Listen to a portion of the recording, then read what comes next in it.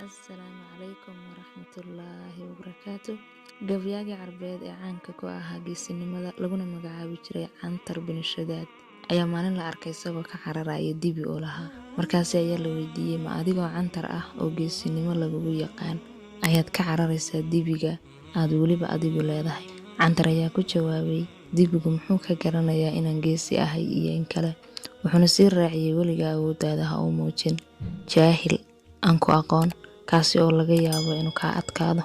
Sidoo kale nin ayaa saaxiibkii uga cawday nin oday ah oo ay deris ahaayeen, kaasi oo uu sheegay inuu mar kasta oo aroos laysugu yimaado uu wiilka dhalinyarada ku yidhaahdo, arooskaaga ayaa noogu xigaya.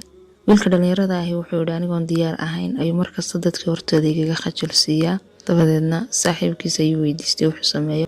Saaxiibkii wuxuu ku yidhi, taasi ma adka, waxaad samaysaa mar kasta oo adiguna aad ku aragto geeri ama tacsi, waxaad ku tiraahdaa, adiga ayaa qofka aan aasayno ku xiga.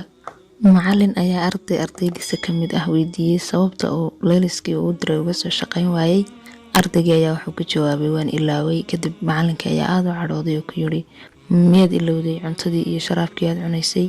Ardaygii ayaa ku yidhi, maya ma ilaabin. Macallinkii ayaa ku yidhi, sideed u ilowday layliska aan kuu diray? Ardaygii ayaa ku jawaabay, biyaha iyo raashinka haddii aan ilaabo waan dhimanayaa, laakiin layliska ma dhimanayo. Taas micnaheedu waxay noqonaysaa in dadku arrimaha ay ahmiyadda siiyaan aanay ilaabin. Nin ayaa la weydiiyey sababta uu keligii cidlada u joogo, wuxuuna ku jawaabay, keligay ma ihi ee rabbigay ayaan la joogaa.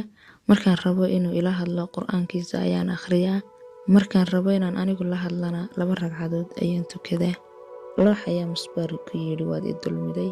Musbaarkiina waxa uu ugu jawaabay, haddaad arki lahayd dubaha layla dhacayo waad ii garaabi lahayd. Sidaasi si lamida u cudurdaar dadka khaladku kaaga yimaado.